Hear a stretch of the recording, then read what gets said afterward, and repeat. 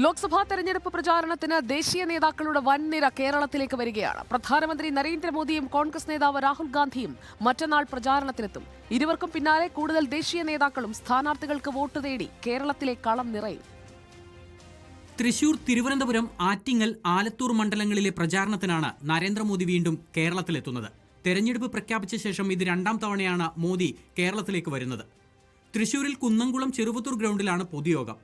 April 15 രാവിലെ 11:30 Kattakada Christian college ഗ്രൗണ്ടിലെ പൊതുസമ്മേളനത്തിൽ NDA സ്ഥാനാർത്ഥികളായ Rajeev ചന്ദ്രശേഖരനും V മുരളീധരനും വേണ്ടി വോട്ട് തേടും.